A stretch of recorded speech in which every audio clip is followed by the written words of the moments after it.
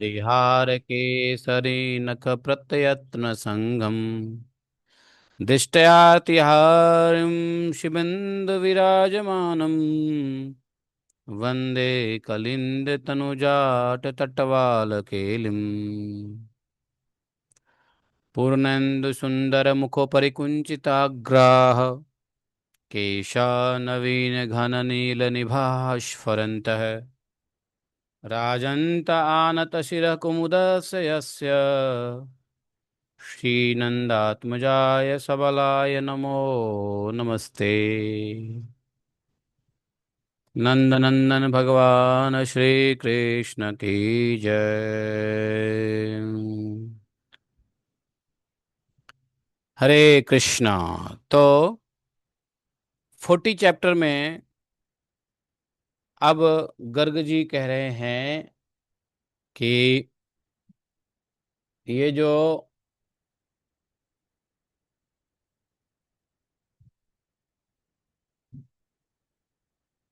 भगवान श्री कृष्ण के द्वारा मुक्त हुआ पत्र और चामरों से विभूषित वह अश्व संपूर्ण देशों के नेत्रों से अवलोकन करता हुआ संपूर्ण देशों का आगे बढ़ा। बलबल को पराजित हुआ सुनकर अनेक देशों के नरेश भगवान श्री कृष्ण के भय से अपने यहां आए हुए अश्व के घोड़ों को पकड़ न सका। इस प्रकार घोड़ा आगे आगे जाता हुआ 1 महीने में भारत वर्ष के अंतर्गत ब्रजमंडल में जा पहुंचा। समझे? और राजन, ये ब्रजनाभ जी को ये कथा सुना रहे हैं कौन? गर्ग मुनि महाराज। ठीक है, आप जो भेजा है ये भैया को नहीं भेजा आपने? वहां से यमुना को पार कर वृंदावन का दर्शन करते हुए वह श्रेष्ठ अश्व एक तमाल वृक्ष के नीचे खड़ा हो गया। वृंदावन में यमुना को पार करके वहां दूब चरते हुए घोड़े को देखकर बहुत से ग्वाल बाल गाय चराना छोड़कर बड़े उतावले होकर कौतूहलवश उसके पास आ गए, ताली पीटने लगे। राजन, इस प्रकार जब सब ग्वाल बालक लोग घोड़े को देखे तो उसी समय गोप नायक सुदामा वहां आए और उन्होंने वहां विचरते हुए चंचल अश्व को अनायास ही पकड़ लिया।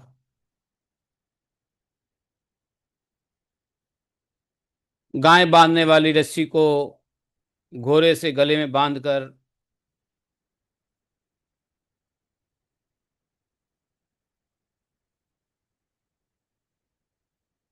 अब उनके पास तो गाय बांधने के लिए रस्सी थी, उसी रस्सी से घोड़े को बांध लिया गले में। और गोपों के साथ आपस में बातचीत कर रहे गोप, अरे इस घोड़े को किसने छोड़ा है?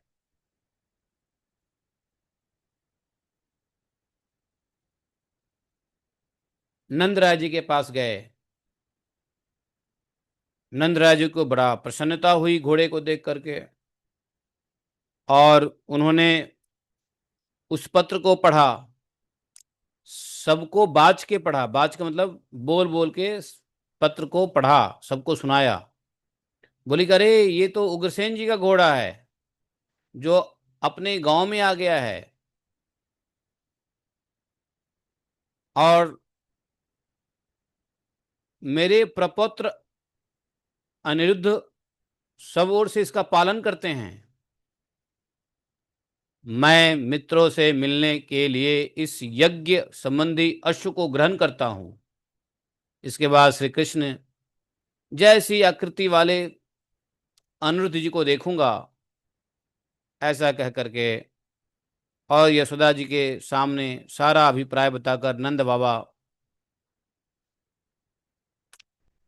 सब मिलकर के अनिरुद्ध जी के देखने के लिए नंद गांव से बाहर निकले। घोड़े के पीछे पीछे तो ये लोग आ ही रहे थे।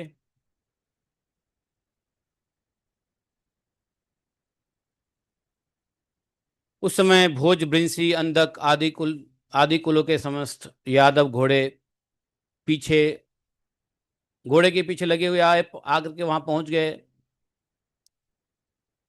और गंगा सागर से लौटते समय रास्ते में बहुत सारे तीर्थ मिले, जैसे नेपाल तीर्थ, मिथिला, अयोध्या, वरिष्मती, कान्यकुब्ज, कन्नौज, बलभद्र जी के स्थान दाऊ जी, और गोकुल, महावन, सूर्य कन्या, यमुना, जहाँ भगवान केशव देव विराजते हैं। और उस मथुरापुरी का भी दर्शन करते हुए श्री कृष्ण सहित सब लोग वृंदावन होते हुए नंद गांव में आए। अभी भगवान कृष्ण भी साथ में हैं।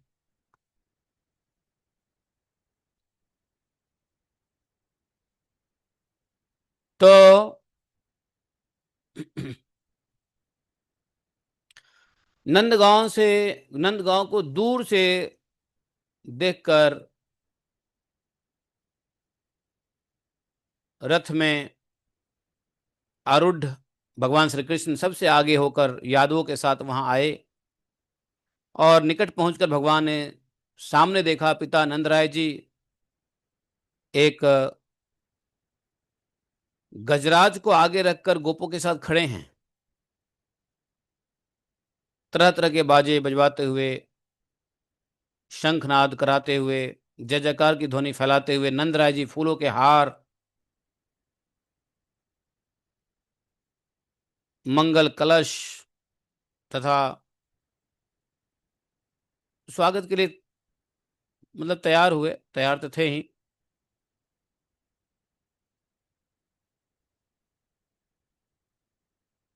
नंदराय जी का दर्शन करके उद्धव जी, सभी देवता, सभी यादवों ने उनको नमस्कार किया। बड़े प्रेम हर्ष से सबके नेत्र भिगे। उसी समय नंदराय का दाहिना अंग फड़क उठा, नंद बाबा का। और वह उत्तम शकुन को देखकर, दायां अंग फड़कता है तो उत्तम अच्छा शकुन होता है, तो वे मन ही मन कहने लगे, क्या आज मैं अपने नेत्रों से प्रियवादी श्री कृष्ण को देखूंगा?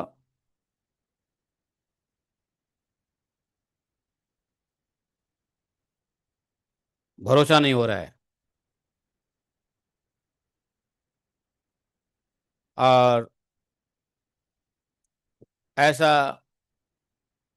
बोल के नंद बाबा चुप हो गए। तभी ब्रजवासियों के मुख से उन्होंने अपने पुत्र के शुभ आगमन का समाचार सुना। श्री कृष्ण का आगमन सुनकर विरह में डूबे हुए नंदराय उन श्री हरि को देखने के लिए रोते हुए सबके आगे चलने लगे। गदगद वाणी से बार बार कह रहे थे, हे कृष्ण, हे कृष्ण, हे कृष्ण, तुम कहाँ चले गए थे? क्या मुझ दुखिया को नहीं देखे हो? पिता को देखकर पितृवत्सल श्री कृष्ण रथ से कूदकर तत्काल उनके चरणों में गिर पड़े। नंद राय ने बहुत लंबे समय के बाद आए हुए अपने पुत्र को उठाया और उन्होंने छाती से लगाकर हुए नेत्रों के जल से नहलाने लगे।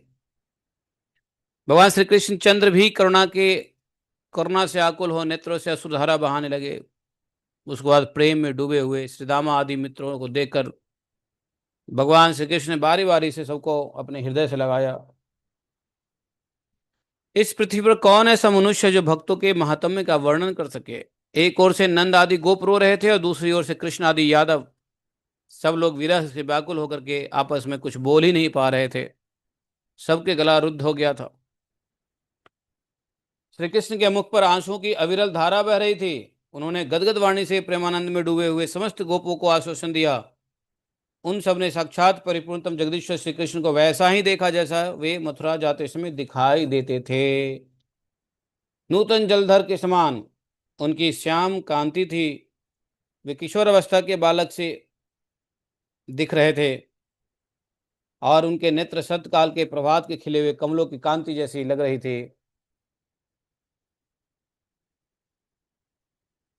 करोड़ों काम देवों का लावण्य उनके लावण्य में विलीन हो गया था। लीला जनित आनंद से वे भी और सुंदर प्रतीत हो रहे थे। अधरों में मुस्कुराहट, अधरों पर हाथों में मुरली लिए हुए द्विभुज दो भुज वाले श्री कृष्ण अत्यंत मनोहर दिखाई देते थे। विद्युत किसी पीले कांति से सुशोभित वस्त्र, मीन आकार मछली के आकार के कुंडल, भगवान श्री हरि का सारा अंग चंदन से अनुलुप्त, कौस्तुभ मणि से दीप्तमान, घुटनों तक लटकती हुई मालती सुमनों की माला और बनमालाओं से विभूषित थे। मस्तक पर मोर पंख का मुकुट, उत्तम रत्नों का बना हुआ किरीट जगमगा रहा था। ओठ परिपक्व बिंबा फल से भी अधिक लाल थे और ऊंची नासिका से उसका उनका मुखमंडल अद्भुत शोभा पा रहा था। ये बात बता रहे हैं वर्णन गर्ग मुनि बद्रीनाथ जी को। एवं श्री कृष्ण से राजेंद्र रूपम नेत्र ही व्रजौकसः पपुरानंद समग्ना पीयूषमान वाइति। श्री कृष्ण के ऐसे रूपामृत का आनंद में डूबे हुए ब्रजवासी नेत्रों से पान कर रहे थे, मानो साधारण मानव वसुधा पर सुलभ हुई सुधा का पान कर रहे हों। उसके बाद प्रेम रस से डूबे हुए नंदराय जी ने बड़ी प्रसन्नता के साथ अनिरुद्ध को और सांब आदि समस्त यादवों को शुभ आशीर्वाद दिया। इसके बाद समस्त यादवों और पुत्र पौत्रों से घिरे हुए महाबुद्धिमान नंद जी अपने पुरी में प्रवेश किए। उस समय उनके मन का संपूर्ण दुख दूर हो गया था। द्वार पर पहुंचते ही श्री कृष्ण रथ से कूद पड़े और सांब आदि के साथ माता को आनंद प्रदान करते हुए तुरंत उनके भवन में जा पहुंचे। माता यशोदा घर के द्वार तक आ गई थी। वे रो रही थी, उनका गला रुद्ध गया था। उस दशा में उन्हें देखकर श्री कृष्ण फूट फूट कर रोते हुए माता के चरणों में गिर पड़े। भगवान भी रोए।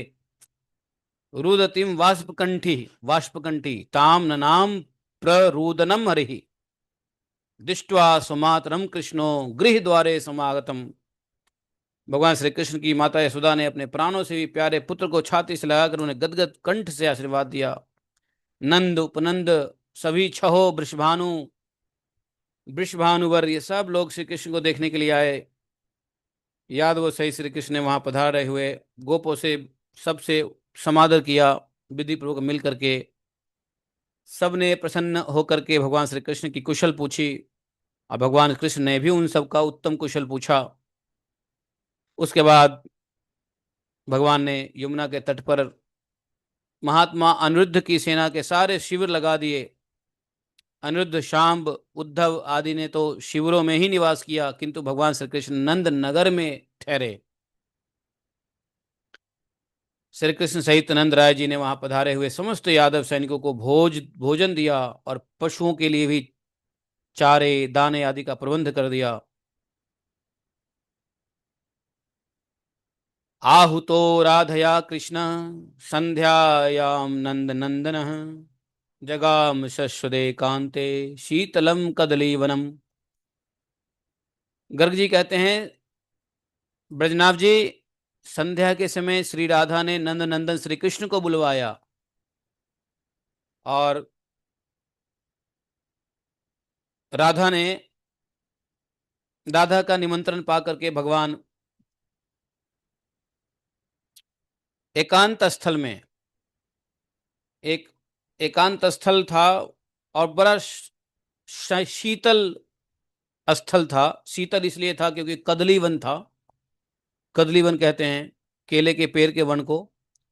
तो कदली वन में एक मेघ महल बना था जिसमें चंदन पंख का छिड़काव हुआ था, केले के पत्तों से सुसज्जित था। राधिका का ऐसा सुंदर सारा मेघ मंदिर उसके विरह दुख की आग से सदा भस्मीभूत हुआ सा प्रतीत होता था। राधा रानी वहीं विरह वियोग में पड़ी रहती थी।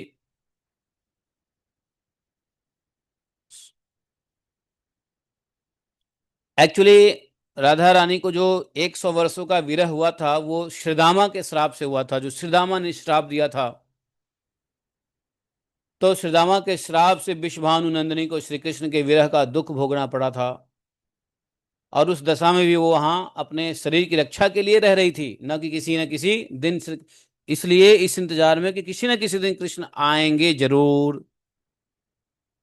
निशम्य कृष्णम स्वनेन समागतम सखी मुखा श्री वृषभानु नंदिनी आने तुमुत्थाय वरान सात ब्रह्म द्वारे सखी भी नृप सजगाम।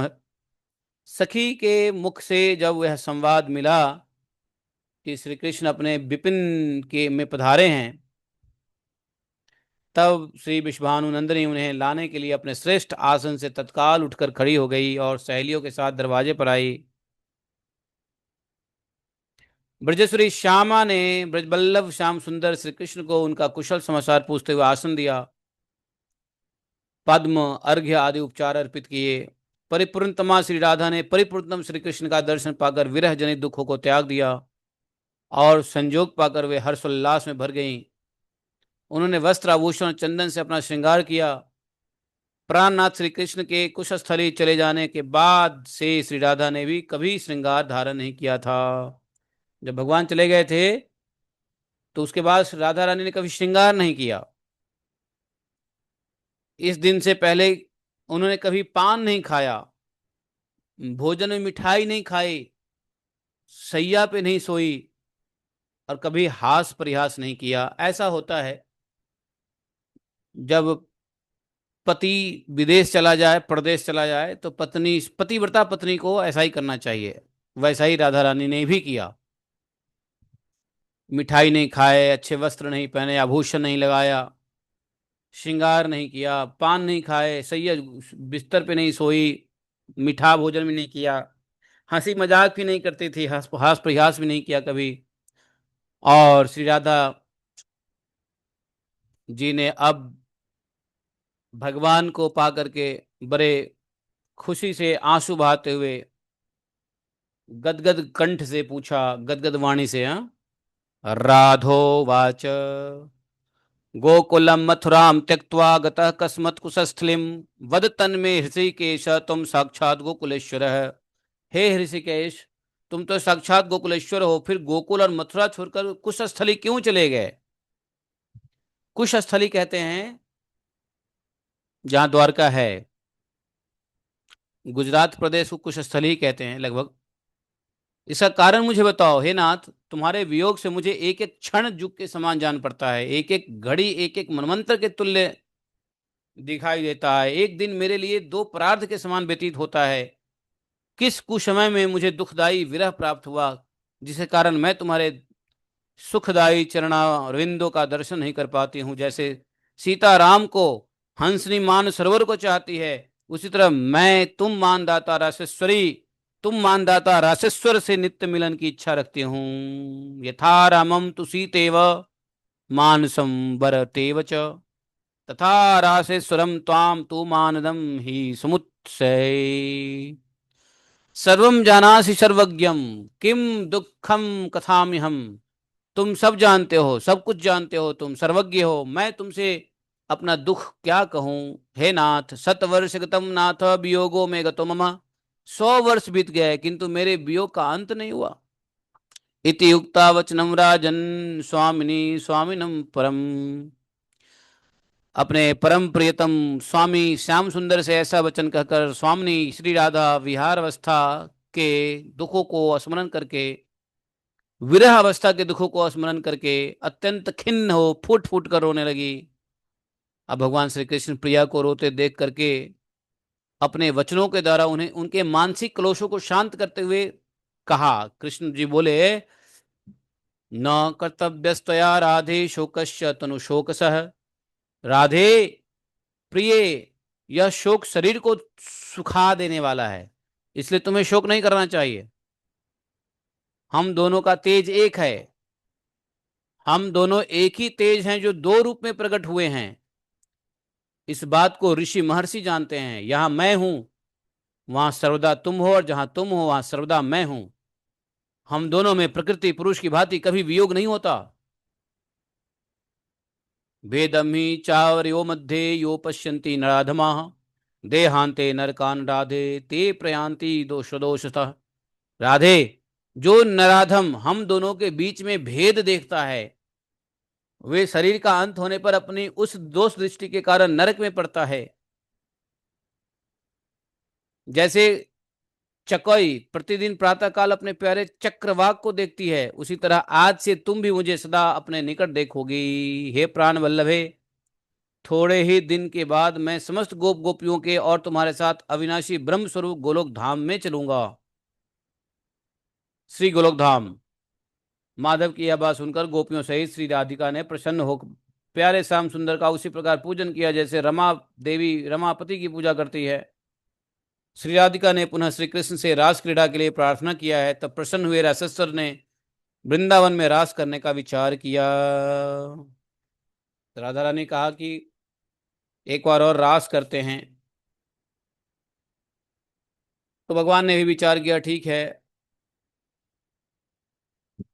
हेमंत ऋतु के प्रथम मास में पूर्णिमा की रात को श्री राधिका बल्लभ श्याम सुंदर ने वृंदावन में पहले की भांति सबको वश में करने वाली बंसी बजाई। पहले ही बंसी बनाई थी, बजाई थी। तो वो कौन सा ऋतु था?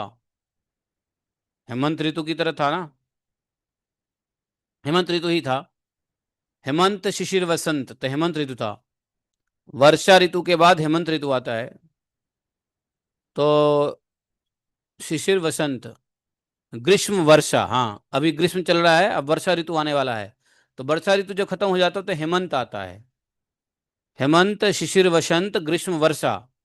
एक और है ना, एक और ऋतु रह गया लगता है। आ, हेमंत शिशिर वसंत ग्रीष्म वर्षा, ये पांच हुए। एक छठा कौन सा ऋतु रह गया? तो फिर से भगवान ने पहले की तरह ही बंसी बजाई। वह बंसी ध्वनि सबके मन को आकृष्ट करती हुई सब ओर फैल गई और सभी गोपियां फिर से प्रेम वेदना से पीड़ित त्रस्त हो गई। मेघों की गति को रोकती हुई, तुम्बरू को बार बार आश्चर्य में डालती, सनक सनंदन आदि के ध्यान में बाधा पहुंचाती, ब्रह्मा जी को आश्चर्य करती, उत्कंठा वालियों से राजा बलि को भी चपल बनाती, और नागराज शेष में चंचलता लाती, और ब्रह्मांड कटाह की भित्तियों का भेदन करती हुई और वंशी ध्वनि चारों ओर फैल गया। इतने में ही चराचर प्राणियों के सूर्य किरण जनित संताप का मार्जन करते हुए चंद्रमा का उदय हुआ। जैसे परदेश से आया हुआ प्रियतम अपनी प्रिया के विरह शोक को दूर कर देता है, दूसरों को मान देने वाला नरेश, उसी समय यमुना ने भी दिव्य रूप धारण किया। वृंदावन गिरिराज ब्रजभूमि का स्वरूप भी भव्य हो गया, दिव्य हो गया। यमुना नदी का उत्कर्ष बहुत बढ़ गया, श्याम वर्णा। वहां मणियों में श्रेष्ठ रत्न मोती माणिक्य शुभ्र रत्न हरित रत्न हीरा पन्ना सबसे निर्मित करतोलिकाओं वैदूर्य नीलम हरिनमणि इंद्रनील वज्रमणि पीतमणियों से निर्मित सोपान मतलब सीढ़ियां रत्न मंडित से युक्त युक्त थी। यमुना जी की अतिशय शोभा हो रही थी। यमुना नदी वहां श्री कृष्ण सदन में लौटती हुई सब नदियों से उत्कृष्ट पा रही थी। स्वच्छंद उछलते हुए मत्स्यगणों के साथ बहती हुई सुंदर श्यामल अंग से पाप राशि का हरण करती हुई अपनी ऊंची ऊंची निश्चल लहरों और प्रफुल्ल कमलों से सुशोभित हो रही थी यमुना मैया। और उस गिरी गोवर्धन का भजन सेवन करो, जो शत शत चंद्रमाओं के प्रकाश से युक्त हैं, मंदार चंदन लताओं से वेष्टित कल्प वृक्ष जहाँ अद्भुत शोभा पाते हैं, जहाँ रास मंडल तथा मणिमय मंडप विद्यमान है, जिसके शिखर पर करोड़ों मंजुल निकुंज कुटीर दीप्तिमान है।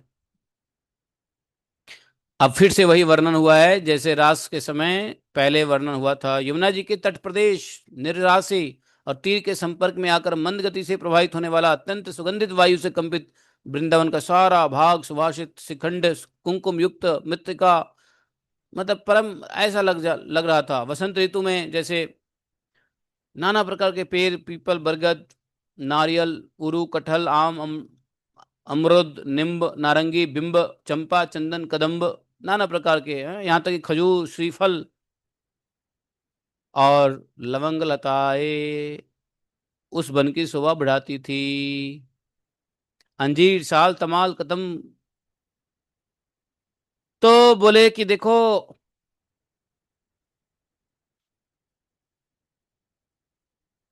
पूरा दृश्य का वर्णन किया है। रात से पहले कैसे पशु पक्षी वृंदावन के वृक्ष लता पता जड़ सब किस प्रकार से हैं खिल उठे। अब जिस बंसी की ध्वनि सुन के गोपियां भागी थी, यहां कुछ वैसा ही गोपियां जब आई, श्री कृष्ण को देखा, तत्काल मूर्छित हो गई। भगवान श्री कृष्ण ने अमृत के समान मधुर वचनों से उनको सांत्वना दिया, धीरज बधाया। तब सभी सुंदर गोपियां उस वन में चेतना को प्राप्त हुई। गदगद वाणी से श्री कृष्ण की स्तुति करके डरी हुई सी उन गोप सुंदरियों ने विरह जनित दुख का परित्याग कर प्राण वल्लभ गोविंद की ओर बड़े प्यार से देखा। वृंदावने विराजमाने मालती वन संकुले दिव्य द्रुमलता जाले मधुपद्व निनादिते।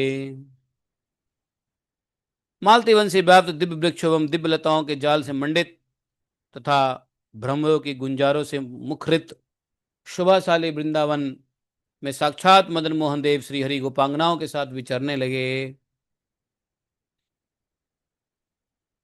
अपने भगवान अपने हाथ से श्री राधिका के कर कमल को पकड़कर हंसते हुए साक्षात भगवान नंद नंदन यमुना जी के तट पर आए। यमुना के सारे शोभायमान निकुंज भवन में श्री कृष्ण विराजमान हुए। मधुपति के उस भवन में श्री कृष्ण चंद्र के पदा चरणारविंद के चिंतन में संलग्न हुई। उन गोपांगनाओं के पैरों में झनकारते हुए नुपुरों की ध्वनि के साथ खनखनाते हुए हाथ की कंगनों, पांव की मंजीरों और कटी प्रदेश की रत्न निर्मित चंचल किंकणियों के मधुर रब को तुम मन के कानों से सुनो। ये गर्गाचार्य जी कह रहे हैं ब्रजनाभ को कि तुम सिर्फ मन ही मन, मन की कान से सुनो, किस प्रकार से गोपियों के नुपुर की ध्वनि, खनखनाते हुए कंगनों की ध्वनि, ये सारा इतना डिटेल में वर्णन कर रहे हैं गर्गाचार्य जी की। कह रहे कि मन के ध्वनि से सुनो, मन के कानों से सुनो, इसलिए डिटेल वर्णन कर रहे हैं।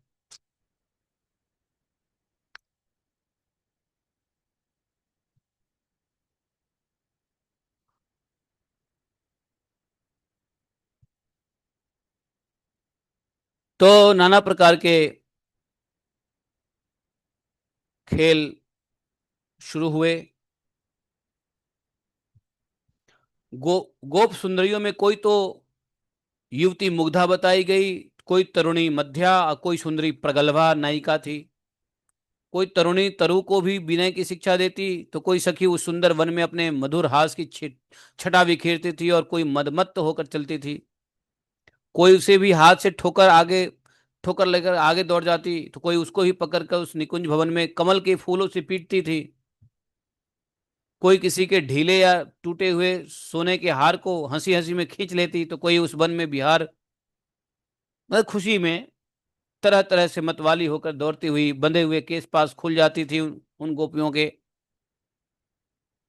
और निकुंज भवन में श्री जाह्नवी अर्थात गंगा, यमुना, माधव, मधु, माधवी, शीला, रमा, शशिमुखी, विरजा, सुशीला, चंद्रान्ना, ललिता, अचला, विशाखा और माया आदि असंख्य गोपियां थी।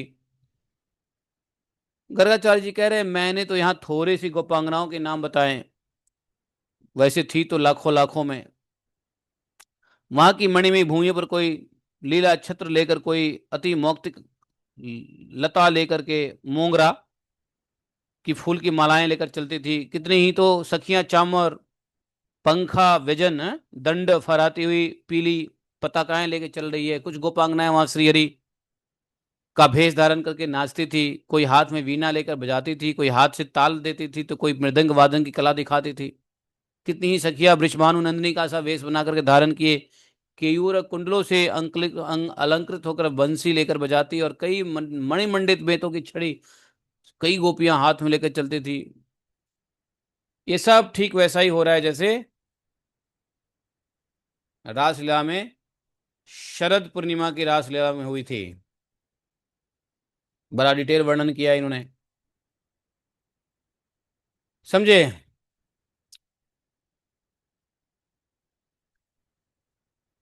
उसके बाद भगवान श्री कृष्ण का राधा और गोपियों के साथ विहार होता है।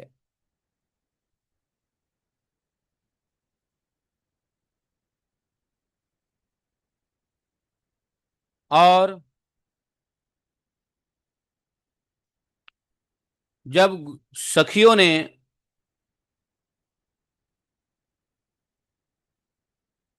अभिमान पूर्वक वचन बोले, सखियों के वचन कुछ अभिमान युक्त थी, क्योंकि सभी सखियां भगवान के साथ नाच रही थी। सबको लग रहा था कि कृष्ण हमारे हैं, सिर्फ हमारे साथ ही नाच रहे हैं। भगवान की माया ऐसी देखो। और आपस में गोपियों में एक अभिमान आ गया, प्राउड सा हो गया, ओछी बातें करने लगी। क्योंकि भगवान श्री कृष्ण ने इंडिविजुअली सबके साथ विहार के सुख से परिपूर्ण परितृप्त थी। ओछी बातें, अभिमान युक्त बातें क्या कहने लगी? तो एक गोपी कहती है, सखियों, पहले श्री कृष्ण हम लोगों को छोड़कर मथुरापुरी चले गए थे, जानती हो क्यों? क्योंकि वे स्वयं परम सुंदर हैं, अतः नगर में परम सुंदरी रूपवती स्त्रियों को देखने गए थे। बताओ बताओ, भगवान इसलिए गए थे क्या रूपवती स्त्रियों को देखने के लिए? नहीं ना। लेकिन ये ओछी बातें कर रही हैं गोपियां, इसको ओछी बातें कहते हैं, छोटी बातें, संकीर्ण बातें। और आगे क्या बोल रही है सुनो। कह रही है, गए तो नगर मथुरा में परम सुंदरी रूपवती स्त्रियों को देखने के लिए, लेकिन वहां जाने पर भी उन्हें मन के अनुरूप सुंदरियां नहीं दिखाई दी। तब वे फिर वहां से द्वारका चले गए। द्वारका में भी सुंदरियां नहीं दिखाई दिया, तो उन्होंने एक सुंदरी राजकुमारी के साथ विवाह किया था, रुक्मिणी। किंतु उसे भी रूपवती न मानकर उन्होंने पुनः बहुत से विवाह किए, 16,000 स्त्रियां घर में ले आया। किंतु सखियों, 16,000 स्त्रियों से भी जब उनके मन में के अनुकूल रूपवती न पाकर बारंबार शोक करते हुए श्याम सुंदर पुनः हमें देखने के लिए ब्रज में आए हैं। ये सब कितनी छोटी बातें हैं, बताओ, भगवान कृष्ण के लिए ऐसी बातें करना। लेकिन इस तरह की ओछी छोटी बातों से घमंड में आकर के बोलने लगी। कह रही है कि सर्वद्रष्टा रमेश्वर हरि हमारे रूप को देखकर उसी तरह प्रसन्न हुए हैं जैसे पहले पहले के रास में हुआ करते थे। इसलिए हम लोग त्रिभुवन की समस्त सुंदरियों में श्रेष्ठ हैं। हम त्रिभुवन की समस्त सुंदरियों में सुलोचना है, चंद्रमुखी हैं, नित्य सुस्थिर यौवना मानी गई हैं। हमारे समान रूपवती स्वर्गलोक की देवांगनाएं भी नहीं है, क्योंकि हमने अपने कटाक्षों द्वारा श्री कृष्ण को शीघ्र ही वश में कर लिया और कामुक बना दिया। बताओ, भगवान कृष्ण को कामुक बना दिया, जिसको कामदेव कुछ ना कर पाए, जबकि कामदेव पुत्र बन गए भगवान के। आप बाप, कामदेव क्या किए? हाथ जोड़ लिए, आप बाप मैं बेटा। नहीं, ये गोपियां इतनी ऊंची बातें करने लगी अभिमान से। कुछ गोपियां कहने लगी, अहो, जिस हंस ने पहले मोती चुग लिए वही दुखपूर्वक दूसरी वस्तु कैसे खाएगा? हर जगह मोती नहीं सुलभ होते, वे तो केवल मानसरोवर में ही मिलते हैं। उसी प्रकार भूतल पर सर्वस्त्र सुंदरी स्त्रियां नहीं होती। यदि कहीं है तो सुंदरी सिर्फ ब्रज में है। इस प्रकार देखो, भगवान कृष्ण तो आत्मा राम हैं। वे उन मानवती गोप सुंदरियों का ऐसा कथन सुनकर श्री राधा के साथ वहीं अंतर ध्यान हो गए। बताओ, जैसे कोई गरीब व्यक्ति को धन मिल जाए तो कैसे अभिमान से फूल जाता हैं? वैसे ही साक्षात जिसको नारायण प्राप्त हो गए हो, तो भाई वो कैसे नहीं फूलेगा। यस्य नारायण प्राप्त तस्य किम कथामि हम, निर्धनो अपि धनम लब्ध्वा मानम प्रकुरुते नृपा। अब यहाँ पे गोपियां गोपियों के बीच से राधा कृष्ण दोनों गायब हो गए। ब्रजनाभ जी ने एक प्रश्न किया है, अद्भुतम कृष्ण चरितम मया तत्मुखत श्रुतम, किम चक्रु गोपिकास्तासाम स कथम ददर्शनौ ददौ। बोले गुरुजी, गर्गाचार्य जी को, कि मैंने आपके मुख से श्री कृष्ण के अद्भुत चरित्र सुना। भगवान के अदृश्य हो जाने पर गोपियों ने क्या किया और उन्होंने गोपांगनाओं को कैसे दर्शन दिया? मुझ श्रद्धालु भक्त को सारा प्रसंग सुनाइए। संसार में वो लोग धन्य हैं जो सदा अपने कानों से श्री कृष्ण की कथा सुनते हैं। धन्यास्ते जे ही शृण्वन्ति कर्णे कृष्ण कथाम सदा, मुखेन चंद्रस्य नामानि प्रजनन प्रजपन्ति ही। मुख से जो श्री कृष्ण के नाम जपते हैं वे धन्य हैं, हाथों से प्रतिदिन श्री कृष्ण की सेवा करते हैं वे धन्य हैं, नित्य प्रति उनका ध्यान और दर्शन करते हैं वे धन्य हैं। इस संसार में प्रतिदिन भगवान का चरणोदक पीते हैं और प्रसाद खाते हैं वे धन्य हैं। बताओ, संसार में कितने लोग धन्य नहीं हैं जो बताओ भगवान की कथा नहीं सुनते हैं, भगवान के नाम नहीं जप करते हैं, भगवान की सेवा नहीं करते हैं हाथों से, भगवान के नित्य प्रति ध्यान भी नहीं करते, दर्शन भी नहीं करते, भगवान के चरणोदक भी नहीं पीते, यहां तक कि भगवान का प्रसाद भी नहीं खाते। बताओ ऐसे कितने अभागे लोग हैं संसार में। भगवान बचाए सबको। इति दशेन भावेन श्रमेन जगदीश्वरम, इस भाव से श्रम करके जो लोग जगदीश्वर श्री कृष्ण का भजन करते हैं, मेहनत करके इस भाव से, वे उनके परम धाम में जाते हैं। और हे मुने, जो शारीरिक सौख्य से उन्मत्त होकर, शारीरिक सुख से पागल होकर उन्मत्त होकर संसार में नाना प्रकार के भोग भोगते हैं और श्रवण मनन आदि साधन नहीं करते, वे शरीर का अंत होने पर भयंकर यमदूतों द्वारा पकड़े जाते हैं और जब तक सूर्य चंद्रमा की स्थिति है तब तक के लिए काल सुख सूत्र नरक में डाले जाते हैं। इस कथा को कौन सुना रहे हैं? सुत जी सुना रहे हैं। किसको? गर्ग संहिता को, शौनक आदि ऋषियों को। तो बीच में सुत जी का प्रसंग आया है।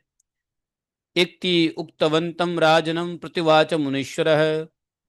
सुत जी कहते हैं, इस प्रकार प्रश्न करने वाले राजा वज्रनाभि का प्रशंसा करके मुनि गर्ग जी ने गदगद वाणी से श्री हरि का चरित्र सुनाने लगे।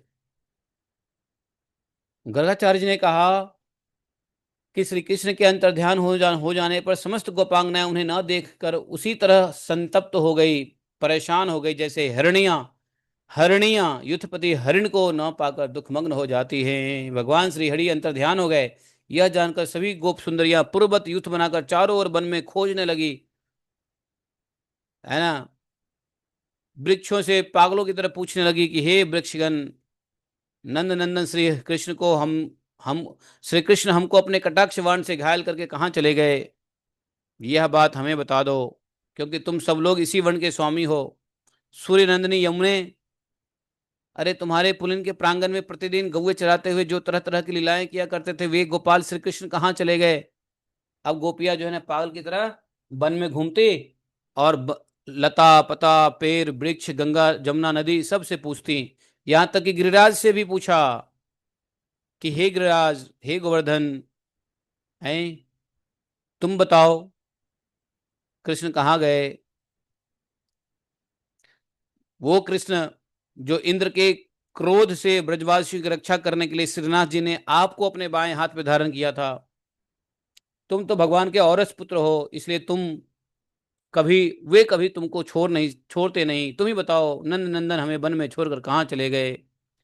मयूर से पूछा, हरिण से पूछा, कौवा से पूछा, मृग से पूछा, विहंगम से पूछा, काली काली घुंघराली अलकों से सुशोभित किरीटधारी श्री कृष्ण को देखा है क्या। पागल हो गई। अभी अभी कितनी भयंकर बातें कर रही थी। गर्गाचार्य जी ने कहा, राजन, इन वचनों द्वारा पूछे जाने पर वे कठोर तीर्थवासी प्राणी कोई उत्तर नहीं दे रहे थे, क्योंकि वे सभी मोह के वशीभूत थे।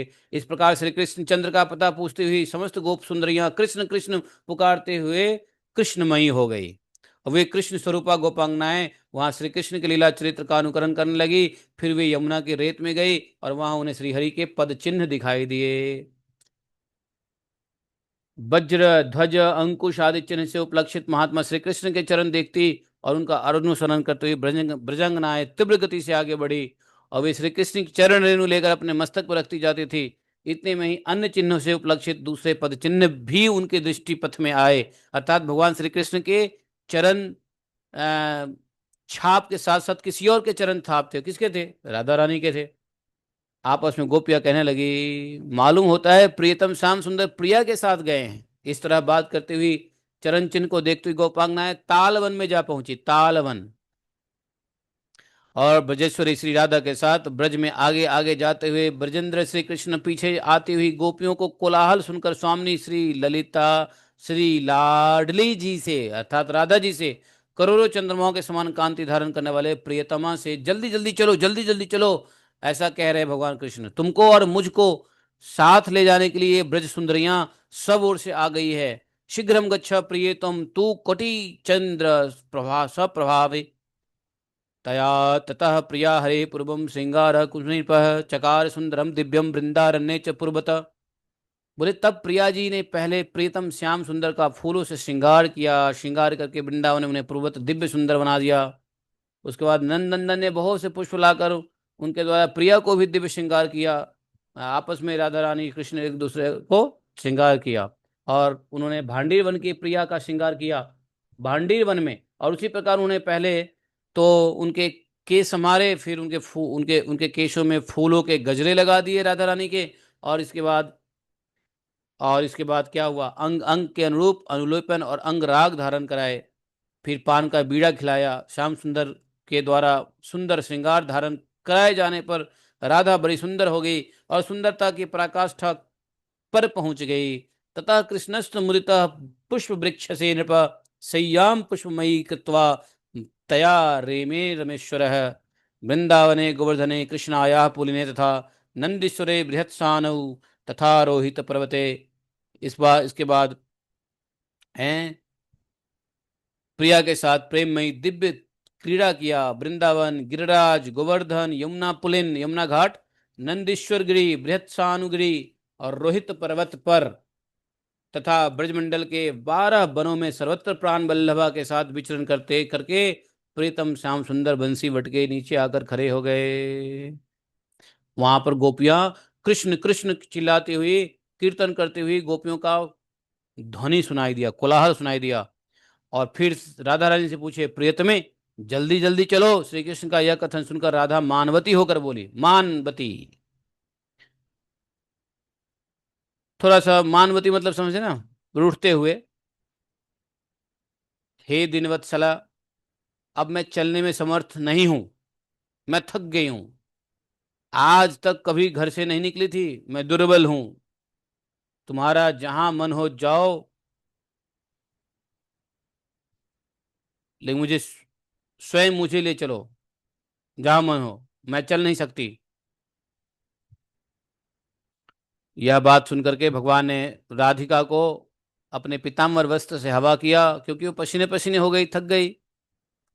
फिर वे उन्हें हाथ से पकड़ कर कहने लगी, रानी, जिसमें तुम्हें सुख मिले उसी तरह चलो, कोई बात नहीं, आराम से चलो। भगवान के इस प्रकार कहने पर उन्होंने अपने आप को सबसे अधिक श्रेष्ठ मानकर मन ही मन सोचा, ये प्रियतम अन्य समस्त सुंदरियों को छोड़कर रात्रि में एक स्थान एकांत स्थल में मेरी सेवा करते हैं। मन में ऐसा सोचकर वे श्री हरि से कुछ बोली नहीं। राधा चुपचाप आंचल से मुंह ढककर श्याम सुंदर की ओर पीठ करके खड़ी हो गई। तब श्री हरि ने उनसे फिर कहा, प्रिय, मेरे साथ चलो। भद्रे, शाप बस वियोग से पीड़ित हो, इसलिए मैं तुम्हारा सदा साथ दे रहा हूं। पीछे लगी हुई समस्त गोपियों को छोड़कर तुम्हारी सेवा करता हूं। तुम चाहो तो मेरे कंधे पर बैठकर सुखपूर्वक एकांत में चलो। अब मानी श्याम सुंदर ने अपनी मानवती प्रिया से ऐसा कहकर जब देखा कि ये कंधे पर चढ़ने को उत्सुक है, तो भगवान अपने लीला दिखाते हुए जैसे ही राधा ने भगवान के कंधे पे चढ़ने की कोशिश की, भगवान कृष्ण वहां से अंतर ध्यान हो गए। राधा रानी क्या की हुई, धराम से गिरी, है कि नहीं, शोक संतप्त हो गई, उठी, दुख से आतुर होकर रोने लगी। अब राधा भी रो रही है। राधा को रो करके रोते हुए सुन करके सभी सुंदरियां, गोप सुंदरियां बंसी बट के तट पर तुरंत आ गई। राधा को बहुत दुखी देखा। सबने हवा किया, पंखा किया, व्यजन किया, चांवर से हवा करने लगे। तो इस प्रकार से सभी गोपियों ने राधा रानी को आश्वासन दिया। उनके मुख से उन्हीं के अभिमान के कारण गोविंद के चले जाने की बात सुनकर उन संपूर्ण मानवती गोपियों को बड़ा आश्चर्य हुआ। राधा रानी ने कहा कि देखो, मैं मान कर बैठी थी। वे सब के सब मान त्याग कर जमुना पुलीन पर आई। और श्री कृष्ण के लौट आने के लिए मधुर स्वर से भगवान का कीर्तन किया। हरे कृष्णा कृष्ण कृष्ण हरे हरे।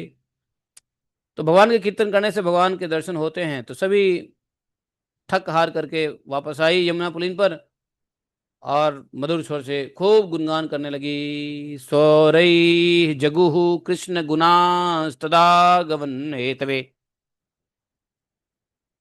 अब सभी गोपांगनाएं राधा रानी के साथ जमुना के तट पे बैठ के क्या कर रहे हैं? भगवान कृष्ण की स्तुति कर रहे हैं। भगवान कृष्ण को बुला रहे, आवाहन कर रहे हैं। खूब कीर्तन किया, खूब गुणों का गान किया। हे श्याम सुंदर अब आ जाओ, गलती हो गई, हमने बड़ी ओछी बातें कर दी। सबको एहसास हुआ, क्षमा मांग रही है, भगवान की लीलाओं का गुणगान कर रही है, कीर्तन कर रही है। अंत में भगवान आ भी जाते हैं। तो ये सब बात हम लोग कल पढ़ेंगे। 45वां अध्याय कल पढ़ेंगे।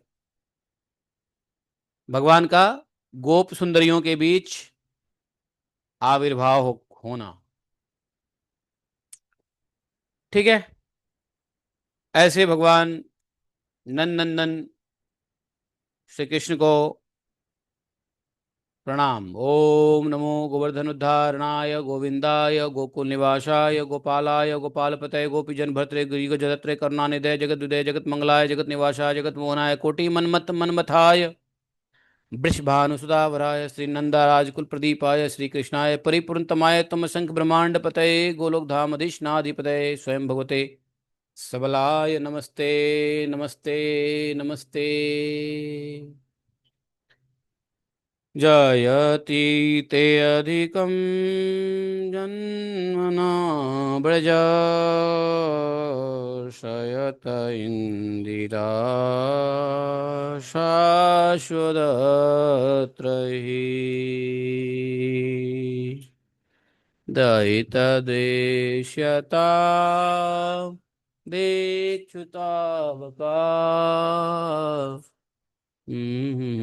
चिन्वते दुदासै साधुजात सरसिजो दर श्रीमुषादिशा तुरतनुते सदासिका।